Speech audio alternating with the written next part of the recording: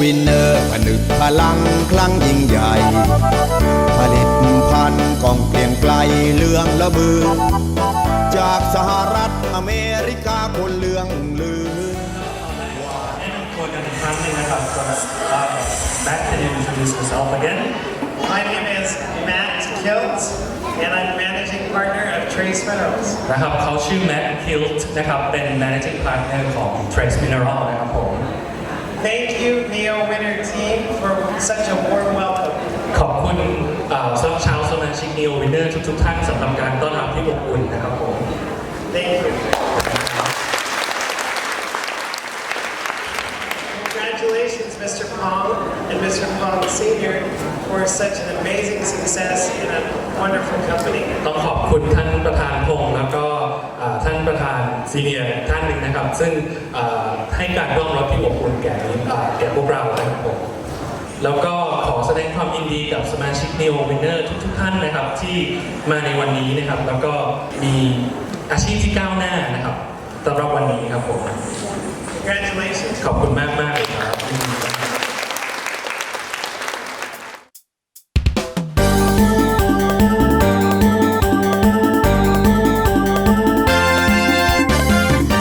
วันนี้ทางคุณแม็กนะครับจะมาแนะนำประวัติโดยคร่าวๆของ Trace Mineral ก่อนนะครับ It started in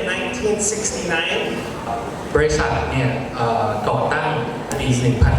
1969 นะครับ This is our 50th year in business. 50 years in business. 50 ปีที่แล้วนะครับก็เป็นบริษัทที่มีประวัติยาวนานครับ Trace Minerals was a small company for many years, extracting minerals from the Great Salt Lake. คือจริงๆแล้วเนี่ยจุดเริ่มต้นของบริษัทเมื่อ 50 ปีก่อนเนี่ยเขาเริ่มต้นเป็นบริษัทเล็กๆที่ดึงแร่ธาตุออกมาจาก Great Salt Lake นะครับเป็นทะเลสาบแห่งหนึ่งที่รัฐยูทาห์นะครับผม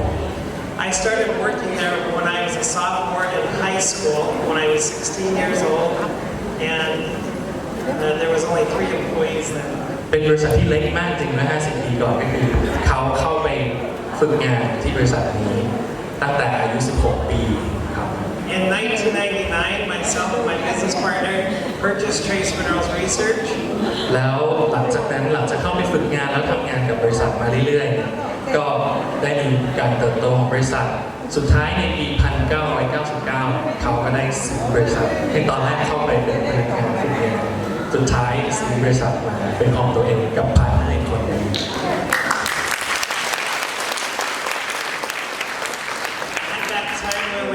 16 products. ในขณะนั้นเนี่ยมีสินค้าที่พัฒนาขึ้นมาเอง16 ตัวนะครับ And now I'm happy to say to this day that we have grown over 2,800%. แล้วผมก็มีความสุขที่จะบอกพวกเราทุกคนนะครับว่าบริษัทตั้งแต่นั้นมาเนี่ยมีการเจริญเติบโตขึ้นมาถึง 3,000% ด้วยกันนะครับผมAnd we have over 120 different products. จาก product ไม่กี่ตัว16 ตัวเนี่ย120 มี product ในตอนนี้มีสินค้าในตอนนี้120 กว่าสินค้าด้วยกันที่พัฒนา We're selling in over 40 countries throughout the world. แล้วก็ผลิตภัณฑ์ของเราเนี่ยส่งออกไปถึง40 ประเทศทั่วโลกด้วยกันWe're excited to be in Thailand and as many parts of the world. We're going to be able to help you to be very successful. แล้วก็เป็นความยินดีอย่างยิ่งนะครับนี่คือครั้งแรกสำหรับสุภาพบุรุษทั้งสองท่านนะครับที่ได้มาในประเทศไทยแล้วก็ได้มาพัฒนาผลิตภัณฑ์ใหม่ๆสำหรับ Neo Winner โดยเฉพาะครับผม So let me ask you a couple questions. ก็ทีนี้ผมอยากจะถามคำถามอะไรบางอย่างกับท่านสมาชิกทุกคนนะครับ And I want to hear your response. แล้วก็อยากได้ยินคำตอบของทุกๆคนด้วยนะครับผม Do you want to help your friends be healthier, your friends and family be healthier and stronger? คุณอยากที่จะให้ทุกคนในครอบครัวแล้วก็เพื่อนๆมีสุขภาพที่ดีหรือเปล่า Okay, yes, good. เยี่ยมเลยครับผม Do you want to help your family and friends and yourself make more money? คุณอยากจะทำเงินให้กับตัวเอง กับครอบครัวและกับเพื่อนๆหรือเปล่าครับ You want to stand on this stage next year and all be wearing gold. ทุกท่านอยากจะขึ้นมาบนเวทีในครั้งหน้าปีหน้าโดยที่ใส่เสื้อสีทองหรือเปล่าครับเยี่ยมไปเลยครับผม Well, we have the answer for you on both sides here. คำตอบคือสินค้าที่เราเห็นกันอยู่ข้างหน้าทั้งสอง product นะครับ What do you mean? We have been helping people throughout all the world improve their health, from diabetes to heart to cancer to also many different health conditions, and these products will help change their lives. จริงๆแล้วผลิตภัณฑ์ของเราที่มีมากมายหลายชนิดเป็น100 กว่าชนิดเนี่ยเป็นสินค้าที่ช่วยให้สุขภาพของทุกๆคนดีขึ้นทั่วโลกนะครับโดยเฉพาะคนที่เป็นโรคเบาหวานเป็นโรคเกี่ยวกับหัวใจแล้วโรคต่างๆที่เป็นโครนิกดิซีสเป็นโรคที่ใช้เวลาแล้วก็ค่อนข้างรักษายากเรามีสินค้าที่สามารถที่จะช่วยเยียวยาตรงนั้นได้ครับผม So if you truly want to have products that get to the cell level and people feel a difference, then you need to sell the products. ถูกต้องครับก็คือสินค้าที่เราเห็นกันอยู่ทั้ง2ตัวข้างหน้านะครับเป็นสินค้าที่ช่วยทำให้ฟื้นฟูสุขภาพเราในระดับเซลล์นะครับแล้วก็มีสุขภาพดีขึ้น Other companies sell products that may make them money, but people don't notice a difference. แต่ว่าจริงๆแล้วถ้าเราลองสังเกตดูเนี่ยมันก็จะมีสินค้าอื่นมากมายที่เขาขายกันอยู่ทั่วไปแต่จริงๆแล้วเนี่ยพอใช้แล้วไม่ได้รู้สึกเห็นผลอะไรเลย You can be proud that Mr. Pong has brought products that make a difference that people notice when they take and help also people to make money to help the economy here in Thailand. ก็อีกครั้งหนึ่งก็คุณแมทเขาอยากจะขอบคุณท่านประธานพงศักดิ์นะครับว่าได้นำสินค้าที่ดีๆที่ตอบโจทย์มีสุขภาพที่ดีขึ้นแล้วก็ได้สุขภาพที่ดีคือทุกอย่างดีส่งผลให้สมาชิกเรามีคุณภาพชีวิตที่ดีขึ้นครับผมอยากจะขอบคุณตรงนี้ So congratulations to all of you. ต้องขอแสดงความยินดีกับท่านสมาชิกทุกท่านด้วยนะครับผม And next year, let's all wear gold. และปีหน้าคือเป้าหมายของพวกเราที่จะมีสุขภาพที่ดีแล้วก็รวยขึ้นครับผม Right? Yes. Thank you. ขอบคุณมากๆนะครับผมงั้นเดี๋ยวผมจะขอแนะนำสุภาพบุรุษท่านต่อไปนะครับ Mr.Steve Reeves can you please introduce yourself Hello, I'm Steve. I've been with the company for 16 years, working right side by side with Matt on all of our international markets. ก็สวัสดีนะครับทุกท่านผมชื่อ Steve นะครับแล้วก็ผมทำงานกับทาง Trace Mineral แล้วเนี่ยทำงานร่วมกับแม็กเนี่ยมามากกว่า 16 ปีด้วยกัน I'm the Vice President of International Sales, and by doing that, we have been traveling to, like Matt said, over 40 countries, visiting people just like you as these products change people's lives. ด้านที่ตำแหน่งของผมก็คือรองประธานฝ่ายบริหารนะครับแล้วผมก็ได้ท่องเที่ยวไปมากกว่า 40 ประเทศทั่วโลกแต่ละประเทศเนี่ยผมก็เข้าไปทำให้ชีวิตของหลายๆคนเปลี่ยนไปในทางที่ดีขึ้น I like you, I like to make money. ผมชอบทุกคนนะครับแล้วผมก็ชอบให้ทุกคนได้ตังค์มากๆมีเงินเยอะมากขึ้นนะครับ And I like to make money with things that help other people. แล้วมันก็สำคัญที่สุดว่าสิ่งที่คุณได้เงินเนี่ยมันเป็นสิ่งที่ทำให้สุขภาพดีขึ้นมันไม่มีอะไรดีกว่านี้แล้วครับผม So I think by having these products and being able to supply you with these products, you're able to help people live better lives, be more healthy, and in the process make more money to help you and your family. ก็ผมก็หวังเป็นอย่างยิ่งนะครับว่าผลิตภัณฑ์ที่เราร่วมพัฒนาด้วยกันระหว่าง Neo Winner และ Trace Mineral เนี่ยจะทำให้ทุกคนมีความสุขนะครับผมก็เดี๋ยวต่อจากนี้นะครับเราก็จะมาลองเรียนรู้ถึงผลิตภัณฑ์ที่ทาง Trace Mineral ได้นำมามอบให้กับสมาชิกนะครับ Alright. So the base question is, what are trace minerals and why do we need them? So we'll try to go through this slide to give you an understanding of what trace minerals are and why they're important. ก็คือจริงๆแล้วคอนเซ็ปต์ของชื่อบริษัทนะครับคำว่า trace mineral เนี่ยมันหมายความว่า trace หมายถึงจำนวนน้อยๆ mineral แปลว่าแร่ธาตุคอนเซ็ปต์บริษัทเลยเป็นแร่ธาตุปริมาณน้อยๆสมาชิกคงงงว่าแล้วแร่ธาตุอะไรปริมาณน้อยๆเดี๋ยวเขาจะอธิบายต่อไปนี่เบสิกมันเป็นคอนเซ็ปต์หลักของบริษัท yes go ahead So there was a doctor in 1912, Alex Carroll. He's a French surgeon, and he was the winner of the Nobel Prize in medicine. เรื่องเริ่มต้นจากปี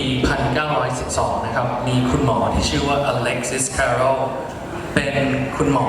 ฝรั่งเศสนะครับเป็นsurgeon เป็นหมอผ่าตัดนะครับแล้วก็เป็นนักชีววิทยาด้วย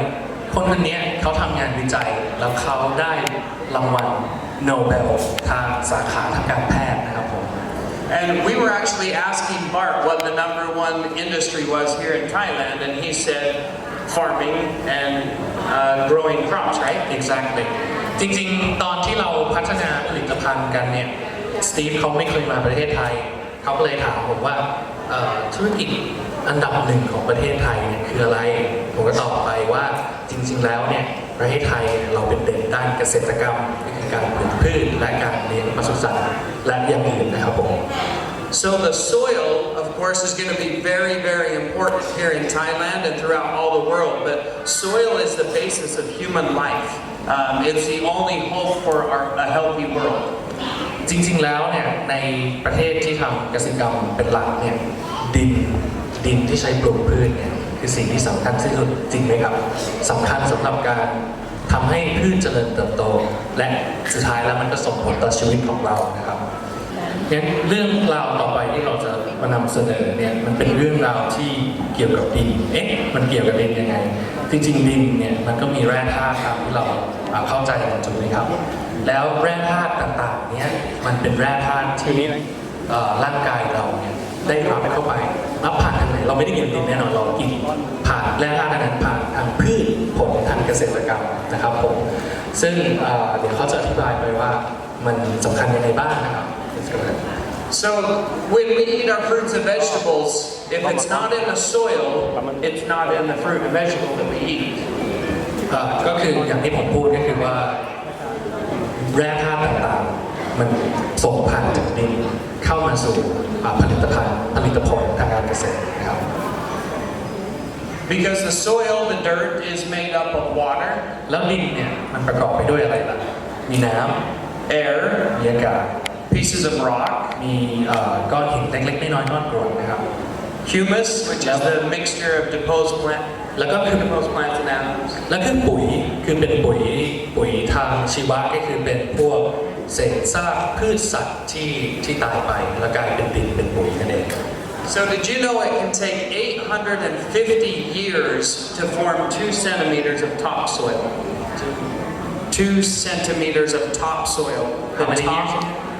The top layer of soil that is the most fertile and has the most nutrients can take 850 years to form. จริงๆแล้วดินเนี่ยที่เราเห็นว่าไม่มีค่าเนี่ยการที่สิ่งต่างๆย่อยสลายอย่างเช่นหินซากพืชซากสัตว์การย่อยออกมาแล้วกลายเป็นดินที่มีคุณภาพเนี่ย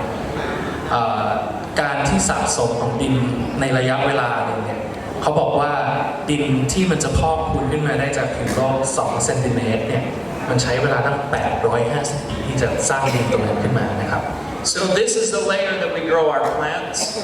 and our vegetables. It has many of the properties including mineral composition, and it may vary depending on where the soil is from. ซึ่งดินส่วนนี้เป็นดินที่มีอาหารและแร่ธาตุและมีความจำเป็นในการเจริญเติบโตของพืช So in his statement, Dr. Carell's statement, we have since then, we have industrialized, commercialized, pasteurized, sanitized, and processed just about everything we think. จำได้ไหมครับคุณหมอชาวฝรั่งเศสคนเมื่อกี้ที่แนะนำไปนะครับดร. Carroll เนี่ยเขาบอกว่า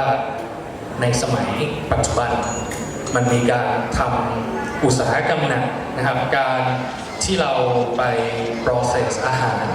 ทำนู่นทำนี่เยอะแยะเลยในผลิตภัณฑ์ที่เรารับประทานเข้าไป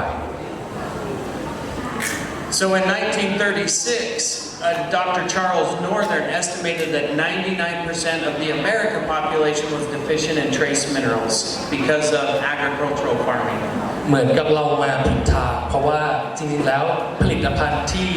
เราพยายามที่จะปลูกให้มันมากขึ้นเพื่อ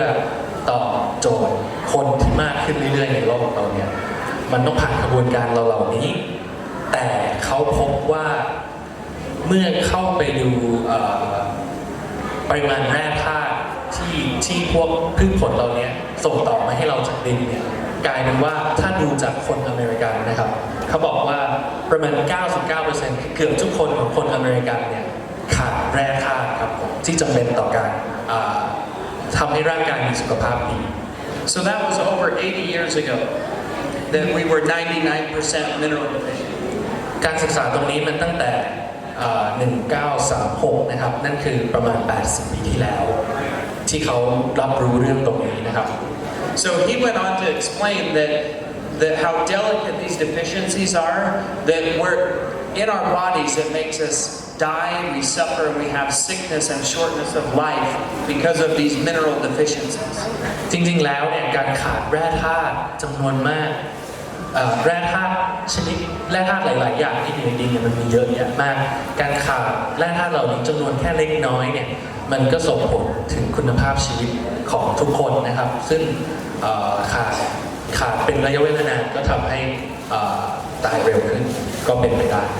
So that's the basis of our entire company is the fact that if it's not in the soil, it then will not be in the food. นั่นหมายความว่านี่คือเบสิกนี่คือหลักการของบริษัท Trace Mineral บริษัทที่เกี่ยวข้องกับแร่ธาตุเราต่างๆเหล่านี้เนี่ยถ้ามีงานวิจัยออกมาแล้วว่าถ้าดินไม่ได้มีแร่ธาตุเพราะว่ามันในmodern time ในเวลาของพวกเราแร่ธาตุมันน้อยแร่ธาตุในดินน้อยก็ส่งผลให้แร่ธาตุในอาหารน้อยตามเช่นเดียวกันครับผม So if it's not in our foods, then obviously it's not going to be inside our body. แน่นอนมันไม่ได้อยู่ในอาหารมันก็เข้ามาอยู่ในร่างกายเราไม่ได้เนาะ So who knows what the definition of deficiency is? ใครรู้ถึงความหมายของการขาดสารอาหารบ้างครับขาดสารอาหารเป็นยังไงครับ I guess not. No one knows. The definition of deficiency means the lack of minerals. แน่นอนก็มันก็แปลตรงตัวเนาะคือเขาพยายามแปลภาษาอังกฤษเป็นคำแปลที่มากขึ้นนะก็คือ deficiency การขาดสารอาหารก็แปลว่าการขาดแร่ธาตุ The reason that's important is because if you're in a mineral deficient environment, then you have more disease and sickness. แน่นอนว่ามันมีงานวิจัยทางการแพทย์ของเราว่าถ้าเราขาดสารอาหาร trace mineral พวกนี้เราก็ขาดเราทำให้ร่างกายเราเสื่อม The plants that grow require minerals in an ionic form. เราก็คงทราบกันดีนะครับว่าพืชเนี่ยมันเจริญเติบโตได้ดีเนี่ยมันก็ต้องมีปุ๋ยดีคำว่าปุ๋ยดีคือในปุ๋ยมีแร่ธาตุดีถูกไหมเราเคยได้ยินอะไรบ้างไนโตรเจนฟอสฟอรัสอะไรต่างๆนานาแต่นอกจากนั้นเนี่ยมันมีแร่ธาตุอะไรต่างๆอีกเยอะแยะมากมายนะจำนวนน้อยที่สำคัญกับการดำรงชีวิตของพืช So the minerals get through the roots and then they get into the plant through the soil. แร่ธาตุต่างๆที่ผมพูดสักครู่เนี่ยมันก็จะถูกดูดซึมโดยรากถูกไหมครับแล้วก็ส่งต่อขึ้นไปที่ผลไม้หรือใบไม้นะครับ So a lot of people think, well, I don't need this. I don't need this product. ตอนนี้ฟังง่ายๆแค่นี้ก็คือแล้วทำไมเราต้องกินสินค้าต่างๆที่ Trace Mineral พัฒนาให้กับ Neo Winner ได้ล่ะตัวที่เขาถืออยู่เนี่ย Food New Win เนี่ย I promise you, the people that are going to be wearing the jackets and on stage next year are going to understand this principle. ผมหวังว่านะครับหลังจากที่เราคุยกันวันนี้ปีหน้าทุกๆคนที่มายืนข้างหน้าแล้วใส่สูทใส่แจ็คเก็ตวันนี้จะอธิบายต่อคนรอบข้างได้โดยง่ายนะครับว่ามันคืออะไร This is what affects everyone in this room is the mineral deficiency in the soil. จริงๆแล้วเนี่ยทุกวันนี้เราอาจจะไม่รู้ว่าเราก็ขาดสารอาหารกันอยู่นะครับเดี๋ยวจะมีการทดลองให้ดูว่าขาดยังไงนะครับ So you might talk with your friends or family and they say, well, I don't need that because I eat a healthy diet. I eat lots of fruits, I eat lots of vegetables. เขามีประสบการณ์อยู่แล้วเช่นนี้ถ้าเกิดเราไปขายเราไปเสนอเพื่อนๆหรือว่าครอบครัวทุกคนก็จะบอกว่าทำไมต้องกินน่ะ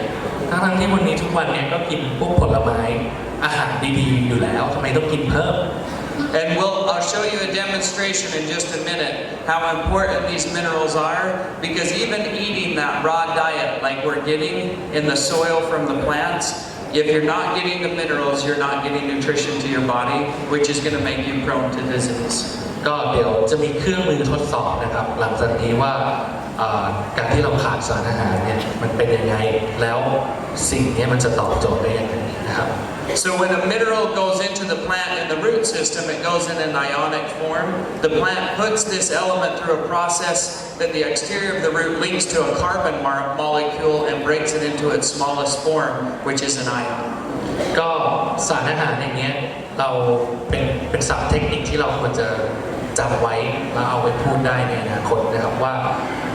อาหารแร่ธาตุที่มันเข้าไปในรากเนี่ยมันจะถูกเปลี่ยนเป็นอยู่ในฟอร์มที่ชื่อว่ามันเป็นไอออนของธาตุนะครับ So that's the ion. Alright. So we're designed, so as human beings, we were designed from the very get-go to pick it,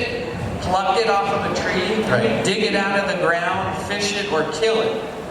เบสิกง่ายๆของชีวิตเนี่ยตั้งแต่สมัยดึกดำบรรพ์ขึ้นมาเนี่ยมนุษย์เราเวลาที่เราจะกินเราทำอะไรบ้างนะครับเราดึงผลไม้ออกจากต้นขุดหาหัวอะไรสักอย่างมากินใช่ไหมตกปลาหรือไม่ก็ล่าสัตว์เป็นต้นนะครับ And of course drink water. และสุดท้ายสิ่งที่ขาดไม่ได้เลยคือการดื่มน้ำนะครับ But when you think about now, well, okay, so in other words, we should be having the raw fruits and vegetables, nuts, seeds, grains, legumes, and a small portion of protein. That should be our perfect diet. จริงๆแล้วส่วนประกอบอาหารที่เราควรได้รับต่อวันที่ทุกคนแน่นอนว่าเรียนมานะครับก็คือการได้รับผักผลไม้โปรตีนจากเนื้อสัตว์เป็นต้นนะครับ So who had that this morning? ทุกคนถามสมาชิกทุกคนใครได้ครบไหมครับตอนเช้านี้ทานครบทุกอย่างเลยไหมฮะคาร์โบไฮเดรตถั่วไขมัน no they said no Yeah, we didn't So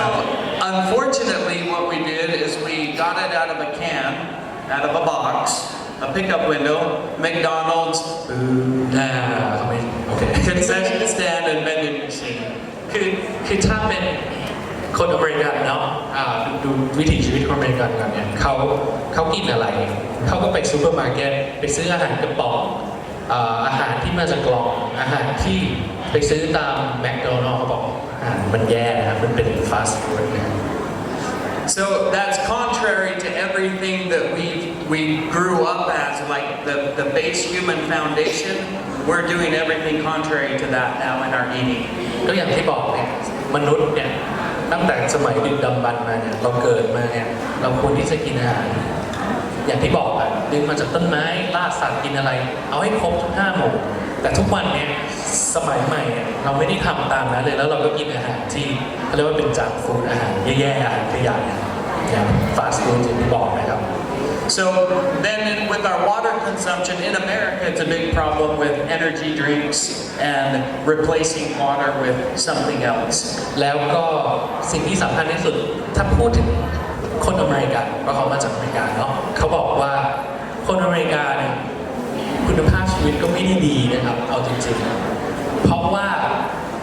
อาหารหรือเครื่องดื่มที่ขายกันอยู่ในอเมริกาเนี่ยเขาเอาไปปรุงแต่งเยอะมากอย่างพวก energy drink พวกเครื่องดื่มชูพลังนะครับแล้วก็อาหารต่างๆ But water is so important. It makes up 90% of our blood,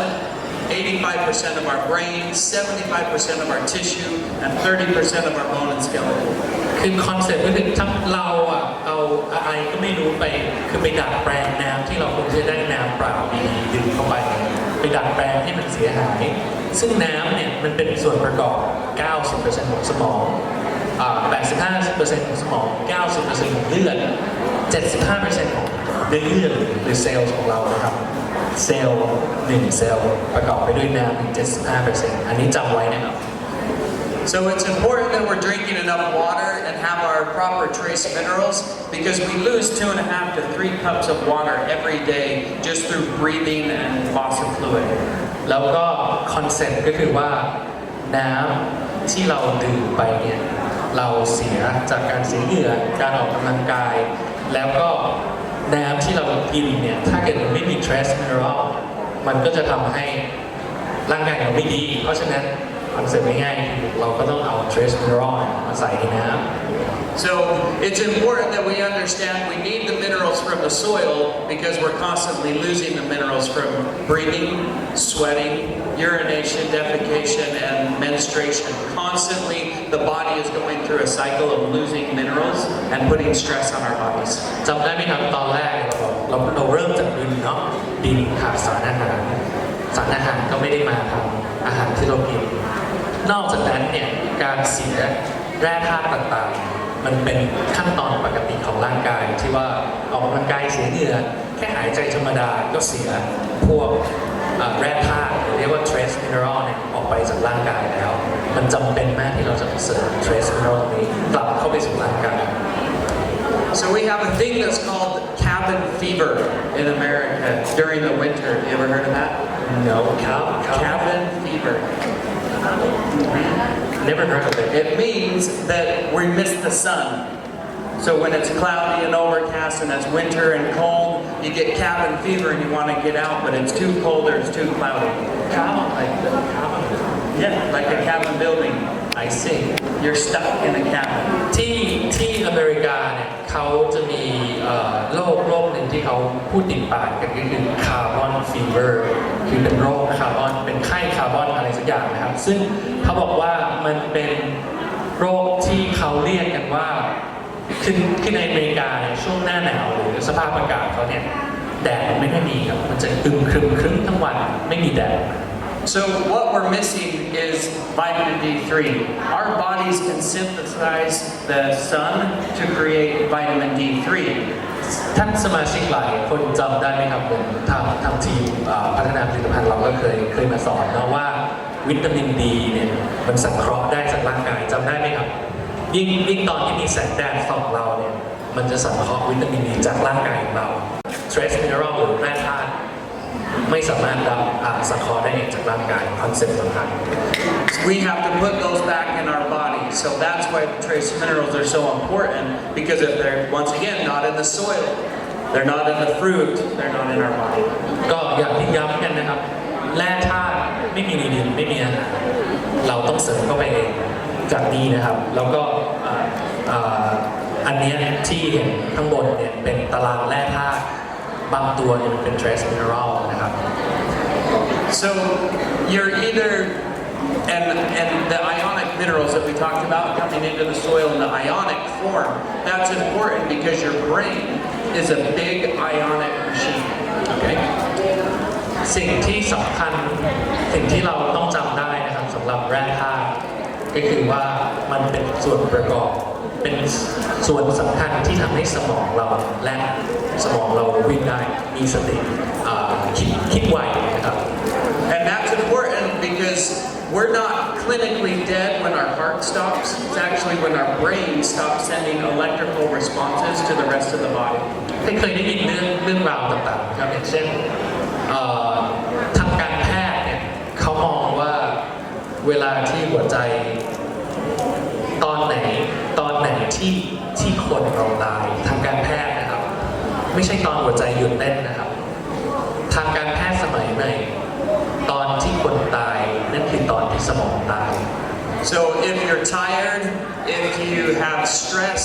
if you have anxiety, if your muscles hurt, all of that is a function of the brain and electrical responses throughout the body. So putting the trace minerals, this new food win product in your body is going to help your body fix and heal itself. I see. งงไหมครับว่าสมองหัวใจตายหัวใจหยุดเต้นยังไม่ตายแต่สมองตายคือตายเพราะการที่หัวใจหยุดเต้นเราปั๊มกลับมาแล้วหัวใจเต้นต่อได้ถูกไหมครับแต่ตอนที่สมองตายหรือไม่มีกระแสไฟฟ้าวิ่งในสมองแล้วเนี่ย เราไม่สามารถปรับให้สมองกลับมาได้นะสังเกตว่าหลายๆคนที่ประสบอุบัติเหตุหรือเป็นโรคอะไรบางอย่างสมองหัวใจหยุดเต้นปั๊มกลับมาถ้าไม่ทิ้งนานสมองยังไม่ตายกลับมายังมีสติสัมปชัญญะหลังจากปั๊มหัวใจถูกไหมครับแต่ถ้าเกิดหัวใจหยุดเต้นสมองก็ตายเพราะไม่มีเลือดไปเลี้ยงสมองจากหัวใจกลับปั๊มกลับมายังได้นะครับแต่ว่าถ้าเกิดหัวใจขาดเลือดไปนานตายแล้วเนี่ยคนคนนั้นไม่กลับมาแล้วนะครับก็คือนอนนิ่งไปเลยถูกไหมคอนเซ็ปต์สำคัญก็คือพวก trace mineral ต่างๆที่จำเป็นเนี่ยมันเป็นส่วนประกอบสำคัญที่ให้กระแสไฟฟ้าในสมองเนี่ยมันวิ่งมันเดินทำให้เราคิดเป็นทำให้เราเป็นเรานะครับนั่นคือส่วนสำคัญก็ Okay, so the trace minerals are going to help with absorption, activation, regulation, and then pH balance inside the body. ข้อมูลทางเทคนิคนะครับไอตัวแร่ธาตุต่างๆเนี่ย trace mineral เนี่ยมันไปช่วยทำให้สมองดูดซึมไอออนต่างๆเพื่อที่ทำให้เกิดการวิ่งของกระแสไฟฟ้าในสมองทำให้เราคิดได้แล้วก็ไปคอนโทรลระบบต่างๆในสมองเนาะเพราะว่าบางทีเนี่ยถ้าใครเรียนวิทยาศาสตร์มาลึกๆเนี่ยจะรู้ว่าส่วนที่ควบคุมการหายใจส่วนที่ควบคุมกระเพาะให้มันบีบตัวย่อยอาหารส่วนที่ควบคุมให้เราเคลื่อนไหวกล้ามเนื้อได้ทุกอย่างมันอยู่ในสมองถูกไหมครับแร่ธาตุต่างๆมันเป็นส่วนประกอบสำคัญทำให้สิ่งต่อมาที่ผมพูดเนี่ยสิ่งทั้งหลายที่ผมพูดเนี่ยมันทำงานได้เพราะฉะนั้นเนี่ยเดี๋ยวเราจะสาธิตนะครับว่าไอสิ่งที่เราพูดมาเนี่ยไอออนแร่ธาตุต่างๆเนี่ยมันดูยังไงว่ามันขาดไม่ขาดเราเสริมเข้าไปยังไงนะครับเดี๋ยวสตีฟก็จะทำไลฟ์เดโมนะครับต่อไป yes Show people to show the difference and why we need ionic minerals. จากทีมนี้นะครับก็จะเป็นชุดที่ทำให้เราเห็นโดยง่ายๆนะครับว่าเราดูได้ไงว่ามันมีไอออนหรือแร่ธาตุอยู่ในสิ่งต่างๆที่เราจะเทสให้ดูที่จะสาธิตให้ดู So this is an open circuit, just like a light switch. So when we close the circuit, if we just use a piece of money.It closes the circuit, turns on the light. จำได้ไหมครับที่ผมบอกว่าแร่ธาตุต่างๆเนี่ยมันเป็นส่วนสำคัญที่ทำให้กระแสไฟฟ้าในสมองและทำให้เซลล์เนี่ยมันทำงานได้นะครับชุดทดสอบง่ายๆหลักการมันก็คือว่าเหมือนไฟฟ้าถ้าขั้วแตกกันบวกกับลบเนี่ยมันทำให้เป็นระบบปิด closed circuit นะครับกระแสไฟฟ้าวิ่งได้ไฟสว่างถ้าเกิดone moment อย่างเช่นยกตัวอย่างเช่นเหรียญเนี่ยเป็นศูนย์กลางที่ทำให้กระแสวิ่งได้เดี๋ยวเขาจะแตะให้ดูนะแต่สองขั้วเนี่ย please touch the I have to okay เราวางเหรียญตรงนี้เนาะเหมือนทุกคนจะเห็นไหมเห็นไหมคะคือมันถือไม่ได้เพราะว่าถ้าเกิดผมแตะปุ๊บมันช็อตมือผมนะคะก็เอาเหรียญวางแล้วก็เอาสองขั้วเนี่ยแตะเหรียญไฟสว่างเนาะ Again please Who says we see if Mark is alive ไปเลย Okay, so when we put these circuits in the water, it's not going to conduct any electricity because the water is filtered, and we need those ionic minerals to carry the current. ถ้าน้ำเป็นน้ำบริสุทธิ์ที่ไม่มีไอออนอะไรอยู่เลยน้ำแบบกรอง RO เนาะมันก็จะไม่ทำให้กระแสไฟฟ้าติดนี่คือน้ำที่เขาหยิบมาจากโรงแรมที่พักนะคะไม่ได้มาจากไหนนะคะก็คือเมเรียก็คือน้ำเราจะสามารถหยิบน้ำทั่วไปแบบบริสุทธิ์จ๋าไม่มีอะไรอยู่เลยนอกจากน้ำก็จะเห็นได้ว่าเป็นแบบนี้ So the good thing about bottled water is it takes everything out. The bad thing about bottled water is it takes everything out. ใช่ก็จริงๆน้ำกรองที่แบบกรองแบบสุดฤทธิ์สุดเดชเนี่ยไม่มีอะไรเลยนอกจากน้ำเนี่ยเราเมื่อก่อนเรามองว่ามันดีเนาะแต่จริงๆแล้วมันไม่ได้ดีขนาดนั้นนะครับ So when it goes through the filter, it doesn't just take out the bad stuff. It takes out the good stuff as well. คือจริงๆแล้วมันสำคัญที่เราต้องกรองน้ำเพราะว่าในน้ำมันมีเชื้อโรค มีสารต่างๆที่ไม่ดีต่อร่างกายแต่ระบบการกรองน้ำของเราในสมัยเนี้ยเรากรองทุกสิ่งทุกอย่างออกเลยทั้งสิ่งที่ดีเช่นไอออนแล้วก็สิ่งที่ไม่ดีอย่างเช่นเชื้อโรค What are you putting? So this is alfalfa powder. Okay. อันนี้เป็น alfalfa powder นะครับผง alfalfa ใส่ลงไปในน้ำแล้วก็คนดู So depending on how concentrated and how far down in the soil we go, it is going to turn on the light bulb and have minerals or not. Okay. So you should put more and then it will show us, right? That should work. All right. So see how the light bulb's starting to come on? เห็นไหมครับพอเราใส่ผง alfalfa มากขึ้นมันทำให้ เริ่มมี ไฟ แสงไฟ So there's minerals in the alfalfa because it grows deep enough into the soil to pull out minerals. เหตุผลว่าทำไมใส่อัลฟาฟาแล้วไฟติดมากขึ้นเพราะอัลฟาฟาเป็นพืชถูกไหมพืชเนี่ยมันได้ไอออนมาจากดินไงมันดูดขึ้นมาจากรากเนาะเป็นไอออนแล้วพอเราใส่กลับไปลงในน้ำเนี่ยใส่ปริมาณสูงขึ้นไฟก็เริ่มติดมากขึ้น So a lot of people use alfalfa in their tablets because the roots grow so deep, they can pull all of those ionic minerals out of the soil. That's why a lot of tablets that when you smell, smells like alfalfa. ก็ในสมัยปัจจุบันมีการใช้อัลฟาฟานะครับใส่ลงไปในแท็บเล็ตเป็น เป็ เม็ น ด แบบเม็ดเป็นแบบแคปซูลที่เราทานกันอยู่ณปัจจุบันนะคะ ใช่ครับอันนี้พูดถึงเรื่องของการนำไฟฟ้าเรื่องของไอออนเนาะไม่ได้เกี่ยวข้องกับความสามารถอื่นๆของอัลฟาฟาที่ทำให้ร่างกายเราดีขึ้นนะ เป็นเพียงตัวอย่าง เฉพาะแร่ธาตุเฉพาะแร่ธาตุเท่านั้น So who thinks we can turn the light on with the apple? โอเค คิดว่าแอปเปิลจะทำให้ไฟติดได้ไหมครับ คิดว่าได้ไหมคะ ได้ไหมคิดว่าแอปเปิลมีประโยชน์เนี่ยเนาะ They said yes Yes? Why? ทำไมคะ เพราะอะไรคะ เพราะเป็นพืชผลไม้ because it's crops and crops get the iron from the soil Okay. Let's test. มาดูกันนะครับ เทสดูนะคะ ไฟไม่ ติ ติ ด ด ไหมติดไหมคะ เอาติดติดไหมคะหลีลิบหลีก็ไม่ติดนะ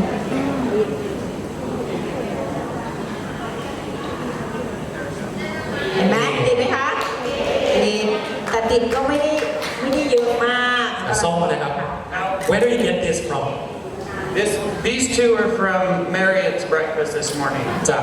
จิ๊กมาจากโรงแรมนะฮะตอนกินบุฟเฟ่ต์ตอนเช้านะฮะ คือกลัวว่าเราจะเตรียมให้ไม่ทันเพราะว่าเอามาจากโรงแรมนะคะ ต่อมาดูที่ส้มกันบ้างค่ะ So here's an orange. มาดูที่ส้มนะคะ It's not lighting up. Why is there a difference? Why will the apple light or the orange won't? How come they're not all lighting? เขาถามครับว่าทำไมแอปเปิลติดแล้วส้มไม่ติดล่ะครับ เพราะอะไรคะ รู้ไหมคะ อยากรู้ไหมคะ เดี๋ยวดูไปพร้อมๆกัน It's just curious why Yeah. Well, that's the question I'm asking. The difference is, where did these come from? Where was it grown? They've actually found a difference of over 80% in the same field growing an apple of what's in one apple versus another apple in the same field. เอาจริงๆเนี่ยมันก็เป็นคำถามที่เขาสงสัยมาตั้งแต่ต้นที่เขาจอย Trace Mineral ว่าเอ๊ะทำไมมันต่างกันล่ะ A study from Rutgers University. From where? Rutgers University. It's a research paper, right? Yes. Got it. คือจริงๆแล้วมันมีการศึกษาวิจัยนะครับว่าในไร่เดียวกันไร่สวน4ส่วนที่ปลูกแอปเปิลเดียวกันเนี่ยลูกแต่ละลูกเนี่ยมันก็คือสว่างกันไหมมันต่างกันครับบางลูกติดบางลูกแบบอ่อนมาก ไม่ติด So we're getting a difference in what we're eating. We might be thinking, hey, I'm eating a good diet. I'm eating apples, I'm eating oranges, I'm eating carrots, I'm eating potatoes. So each one might change a little bit with the amount of ions in the vegetable or fruit that we eat, but it all depends on what's in the soil. ก็สุดท้ายแล้วเนี่ยมันทุกอย่างเนี่ยมันขึ้นอยู่กับดินนะครับว่าดินมีแร่ธาตุแค่ไหนแล้วแร่ธาตุถูกดูดซึมขึ้นไปบนต้นไม้ขึ้นไปอยู่แต่ละผลเนี่ยมันก็ไม่เท่ากันเราก็จะแน่ใจได้ยังไงว่าทุกวันที่กินผลไม้กินส้มกินแอปเปิ้ลเนี่ยเราได้แร่ธาตุเพียงพอสิ่งที่เขากำลังจะบอกเราก็คือว่าทุกอย่างที่เราทานกันไปแม้แต่แอปเปิ้ลต้นลูกเดียวกันต้นเดียวกันเนี่ยค่ะหรือส้มในไร่เดียวกันดีกว่าเรียกว่าไร่เดียวกันเราก็ได้แร่ธาตุที่แตกต่างกันแล้วเราจะมั่นใจได้ยังไงว่าสิ่งที่เราทานกันอยู่ทุกวันเนี้ยมันจะเสริมสร้างเป็นสิ่งที่ดีบางครั้งเราคิดว่าเฮ้ยมันดีมีประโยชน์แต่ความแน่ใจเราจะเอามาจากไหนขนาดเนี้ยค่ะเขามาทดลองก็จะเห็นว่ามันต่างกันเนี่ยจิ้มไปหลายรูปเลยครับเพราะให้ผลต่างกัน Yeah, you can see the difference. Each fruit that we're doing has some different value of minerals that it's getting in your body. นะครับก็เราเห็นแล้วล่ะว่าแร่ธาตุที่เราได้รับเนี่ยมันไม่ได้เท่ากันทุกลูก So the whole basis of the food Nguyen is you're taking trace minerals, the minerals of magnesium that our bodies need from the soil, and we're putting it in a form that is consistent, the same every day, every drop. Right. ตัวฟู้ดนิววินที่เราเห็นกันทุกวันที่เขาพิพัฒนาให้เราเนี่ยมันเป็นการทำให้เรามั่นใจได้ว่าเราจะได้รับอาหารแร่ธาตุในปริมาณที่เท่ากันต่อเนื่องทุกวันเพราะว่าเรารวมทุกอย่างเข้ามาอยู่ในนี้แล้ว So we saw the difference in all of the fruits. Now we'll do a couple drops just in the water. ไม่กี่หยดนะครับ We'll just do 1, 2, 3, 4, 5, 6 drops. สว่างไหมครับ ปรบมือนะคะให้กับผลิตภัณฑ์ของเราเลยค่ะ6 หยดเท่านั้นนะครับ แค่6 หยดเท่านั้นเริ่มตั้งแต่หยดแรกเลย There's more minerals that our body needs in 5 or 6 drops than eating all of these fruits combined with what we're feeling inside. เฉพาะถ้าเรามองเฉพาะแร่ธาตุที่เราควรได้รับนะฮะไม่นี้จิ้มไปตั้งหลายลูกเนี่ยไม่ค่อยขึ้นแค่ตรงนี้6 หยดแร่ธาตุมีปริมาณมากมันขึ้นสว่างมากนะครับ So we go back to fruits and vegetables, and even if we're eating it and it's supposed to feel good, it's supposed to taste good, really we're eating it for what it's doing for our bodies.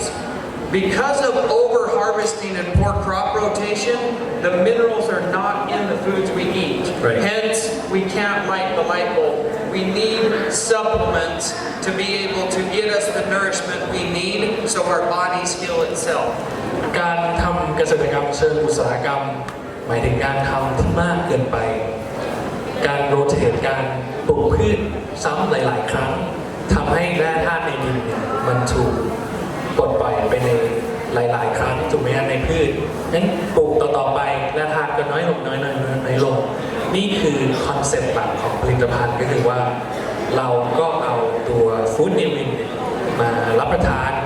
เพื่อที่จะให้ร่างกายเราได้รับสารตรงนี้พวกมินเนอรัลต่างๆพวกแร่ธาตุต่างๆในปริมาณที่เหมาะสมเพราะถ้าเกิดเราไปกินทั้งหลายเนี่ยได้น้ำตาลเยอะเนาะเดี๋ยวก็มีปัญหาอีกถูกไหมครับเราพูดถึงแร่ธาตุเป็นหลักนะครับ Go ahead. So this is why people feel a difference when they take it. By selling this product, yes, you're going to make money because it works, but because people feel a difference. You're not just selling something, they call it a snake oil, you heard that saying? You're not just selling something just to get people to buy it. This, you're actually going to feel a difference. Think about your brain telling your muscles to move. Right. Every time that goes, that's your brain saying, run, move, function, get rid of cancer, disease, illness, sickness. And your body fights all that off with the number one product it needs. Of course. So การได้รับกลับมาเรื่องเดิมนะเราต้องพูดซ้ำๆให้หลายคนพอจะจำได้นะครับว่าแร่ธาตุ มันมีผลที่ทำให้สมองเราเดินทำงานได้อย่างปกตินะครับ สมองมีผลควบคุมการดำเนินชีวิตของเราการขยับขยื่นร่างกาย การที่เราหายใจอัตโนมัติเนี่ยสมองสั่งการทั้งนั้นถ้าสมองขาดไอออนขาดเทรสมิเนอรัลขาดแร่ธาตุตรงนี้การดำเนินไปของชีวิตก็จะน้อยลงนะครับจริงๆแล้วเนี่ยเราพูดถึงสมองกันนะครับว่ามันต้องการไอออนต้องการแร่ธาตุเข้าไปทำให้มันทำงานจริงๆเรามีอย่างหนึ่งที่เราอยากจะโชว์ท่านสมาชิกก็คือว่าในระดับในเนื้อเยื่อส่วนอื่นอวัยวะส่วนอื่นอย่างเช่นร่างกายเราเนี่ยเนื้อเราเนี่ยมันก็มีเซลล์เป็นจำนวนมากซึ่งเซลล์ต่างๆเนี่ยมันต้องการแร่ธาตุที่จำเป็นในการคงอยู่ทำให้มัน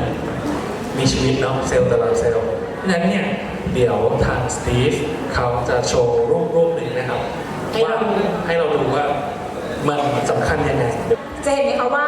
ทุกๆครั้งเนี่ยที่เขาตัวจิ้มตัวกระแสไฟลงไปในแก้วที่มีฟูดนิววินเนี่ยไฟสว่างหมดทุกตัวเลยแล้วแค่จิ้มเล็กๆน้อยๆอะค่ะก็จะเห็นว่าไฟติดอย่างสว่างอย่างชัดเจนเพราะฉะนั้นเนี่ยเราจึงมั่นใจได้ว่าเมื่อเราเนี่ยรับประทานตัวฟูดนิววินเข้าไปทุกครั้งเขาสารที่เพียงแค่5 หยดนะคะ5 หยดเนี่ยเราจะได้รับสารอาหารแร่ธาตุเนี่ยเข้าไปตรงสู่ร่างกายถึงสมองของเราได้อย่างเต็มที่เต็มเปี่ยมทุกครั้งที่เราทานซึ่งเป็นสินค้าที่ยอดเยี่ยมที่สุดได้ด้วยตาทุกคนเองแล้วนะคะปรบมือดังๆให้อีกครั้งและชื่นใจความประทับใจมากขึ้น This is really exciting to show how this product which we didn't even mention. This is the #1 selling product in the U.S. with 92% market share. #1 selling trace mineral. สินค้าตัวนี้ที่เขามาร่วมพัฒนากับเราเนี่ยถ้าดูเฉพาะตลาดของอเมริกาเนี่ยเขามียอดขายส่วนแบ่งตลาดเนี่ยสูงมากกว่า 90% นะครับก็คือเป็นเจ้าใหญ่ที่สุดในตลาดอเมริกาเขาบอกว่าเป็นอันดับ1ของอเมริกาค่ะสุดยอดไหมคะสุดยอดไหมคะ So as gruesome as this might look, it's actually a really cool story on how these minerals help the body heal. Now, this is not a human ear, surprise, this is a dog ear. มันเป็นเรื่องที่เจ๋งมากที่ผมอยากจะแชร์เล่าให้ทุกคนรู้จักได้ยินกันนะครับอันนี้มองก็รู้นะว่าไม่ใช่หูคนหูสุนัขนะครับ Go ahead. So the dog got in a fight with another dog and clawed its ear, cut it all the way through. หมากัดกันนั่นเองแล้วก็บูชิ If you show the next picture, it has staples. คือที่อเมริกาเนี่ยความก้าวหน้าทางสัตวแพทย์เขาเทคแคร์หมานะครับเขาก็จัดการเย็บแบบนี้นะครับ So when Dr. Starkey, this is his dog. จริงๆจะมีท่านด็อกเตอร์อีกท่านนึงนะครับเป็นด็อกเตอร์ทางด้านอาหารเป็นทีมอีกทีมหนึ่งของ Dress นะวันนี้ไม่ได้มาด้วยกันเพราะว่าเขาอยู่อีกฝั่งหนึ่งของอเมริกานะครับอันนี้เป็นสุนัขของเขาด็อกเตอร์คนนี้ชื่อว่า Dr. Starkey นะครับ So you can see the 3 staples in the dog's ear. That's all the veterinarian can do because ears and that cartilage part of the body does not heal very easily. ถ้าใครเรียนทางการแพทย์มาเนี่ยตรงบริเวณหูเราก็ได้หรือหูของสุนัขเนี่ยมันคือกระดูกอ่อนเนาะการที่สัตวแพทย์ท่านเนี้ยเขาจะรักษาหูที่ขาดไปเนี่ยเขาเย็บไม่ได้นะครับเพราะว่าชิ้นส่วนตรงนี้มันเป็นกระดูกอ่อนค่ะสิ่งที่เขาทำได้ทางการแพทย์คือการใช้มันเหมือนกับแม็กทางการแพทย์นะครับเอาแม็กยิงปึ๊บแล้วทำให้หูติดกันแต่ไม่ได้เย็บ So after he went to the doctor, he started taking the concentrates,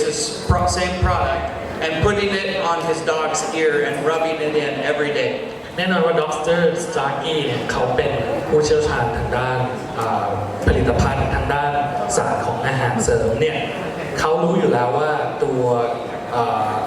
ฟู้ดนิววินเนี่ยมันสามารถที่จะมีส่งผลนอกจากสมองแล้ว ก็เกี่ยวข้องกับเซลล์ต่างๆไม่ว่าจะเป็นเซลล์คนเซลล์สัตว์มันก็คือเซลล์เหมือนกันนะครับเขาก็เอาผลิตภัณฑ์นี้แล้วก็หยดลงบนบริเวณแผลของสุนัขนะครับแล้วก็นวดนะครับให้มันเข้าไปซึมเข้าไป So the veterinarian doctor couldn't believe it. After 3 weeks, he went back in, and this is what the ear looked like. คือตอนนั้นสัตวแพทย์ก็คือเขาไม่ได้เรียนมาทางศาสตร์ทาง nutrition นะครับทางอาหารเสริมเนี่ยเขาก็บอกดร.สตาร์กี้อยู่ทำอะไรอยู่ใส่อะไรลงไปแบบไม่เชื่อมันคืออะไรไม่ใช่ยาด้วยซ้ำนะครับแต่หลังจากผ่านไป3 สัปดาห์นี่คือสิ่งที่เกิดขึ้นนะครับอันนี้คือภาพที่ผ่านไป3 สัปดาห์ค่ะ So tell me the difference between the 2 ears. This is the ear that was cut right here, all the way through. And this is the other good ear, but this is the one that was just diced all the way down. ซ้ายมือผมเนี่ยนะครับคือหูของสุนัขที่ขาดไปนะครับส่วนขวามือนี่คือที่ไม่ได้โดนกันเห็นความแตกต่างไหมครับ And when we look at the next picture up close, you can see this is the exact same cut from the previous picture. ไม่ได้เห็นซูมเข้าไปไม่ได้เห็นความแตกต่างเลยว่ามันมีการถูกทำร้ายเป็นแผลมาก่อน So the body had fixed itself. That's what's so cool about this product is that we're stimulating the body to work in the best way it can. เพราะว่าตัวแร่ธาตุต่างๆที่ใส่เข้าไปตัวฟู้ดนิวเวนเนี่ยมันเข้มข้นแล้วมันก็เข้าไปช่วยให้เซลล์ซ่อมแซมตัวเองให้มีสุขภาพดีขึ้นนะครับ So I have a picture as well, something that happened to me. I don't know how you explain a clay pigeon thrower. โอเคมันเป็นกีฬาอย่างหนึ่งเนาะแล้วที่อเมริกาเนี่ยมันเป็นกีฬายอดนิยม So I just bring that up that I didn't just walk in front of it and get hit. It was คือเขาพยายามบอกว่าผมไม่ได้ซุ่มซ่ามนะครับโดยที่ไปเดินแน่เครื่องคือผมยกจะเอาไปยิงเป้าแล้วปรากฏเครื่องเสียมันดีดใส่หัวผมเลย I knelt down because I knew there was a screw that was broke. Okay. So I went down and I looked at it and I touched it with my finger and that arm whipped around and hit me right in the eye. ก็ตอนจะหยิบนั่นแหละแล้วมันวางอยู่เนาะจะหยิบขึ้นรถเขาก็เห็นเฮ้ยมันมีน็อตตัวหนึ่งมันหลวมก็แค่คุกเข่าลงไปพยายามจะขัดปรากฏว่าแค่แตะน็อตตัวที่มันหลวมนั่นแหละมันตีใส่หัวปุ๊บเลยนะครับ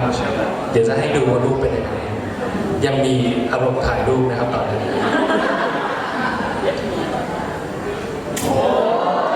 นี่คือตัวเขาเองนะคะนี่คือตัวเขาเอง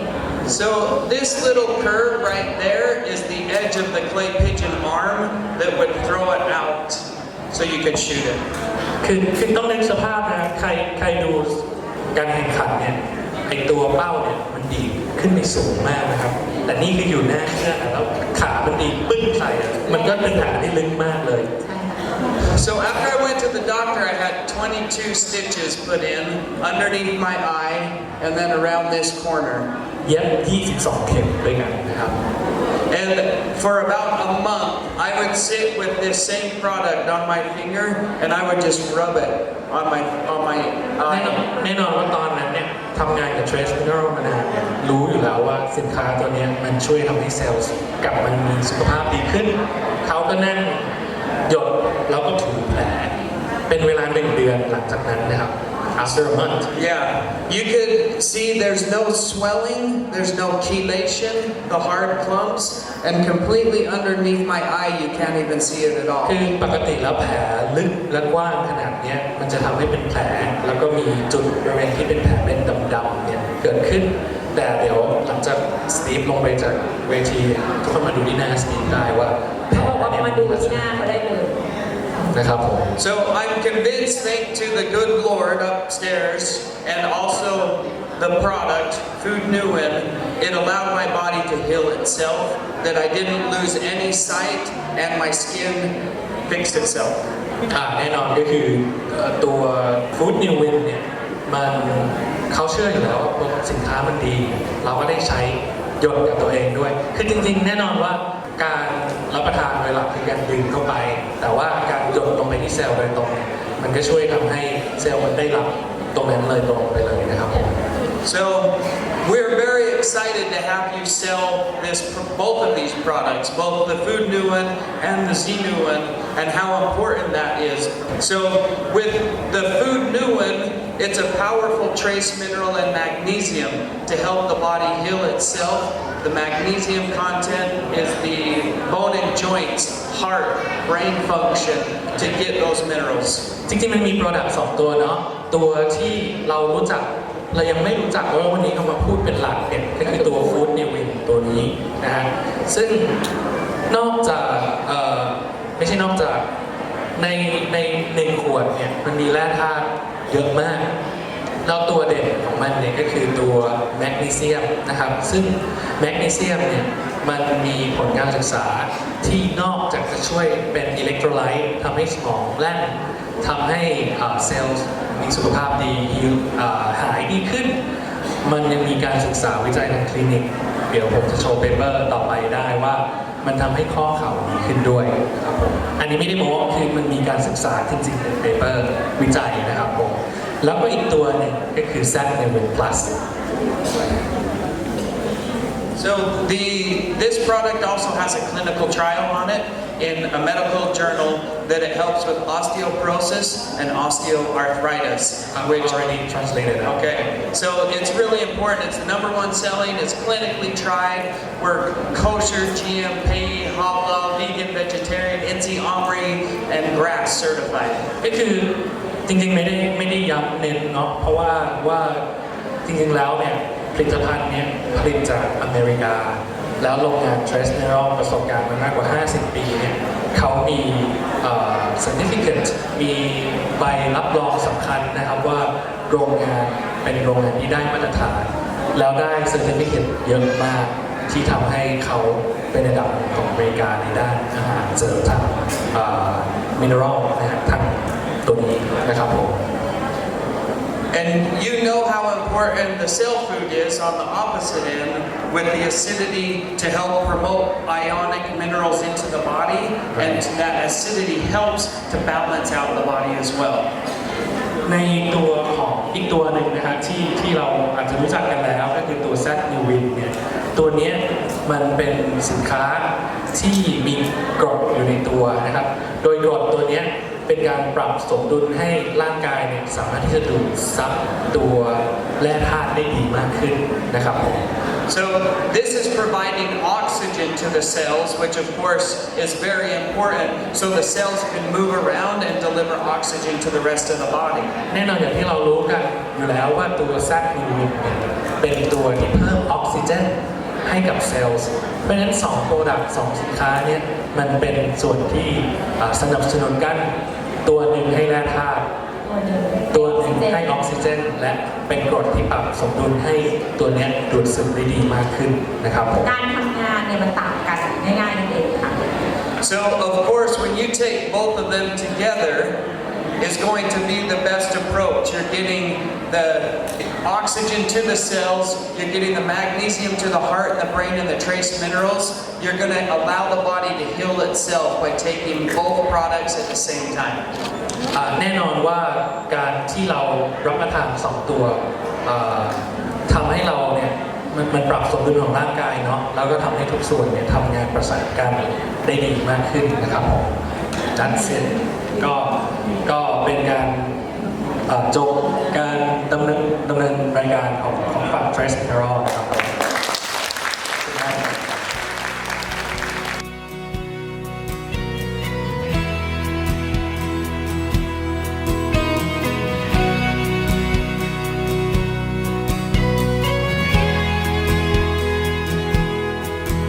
ชีวิตคือการดิ้นรน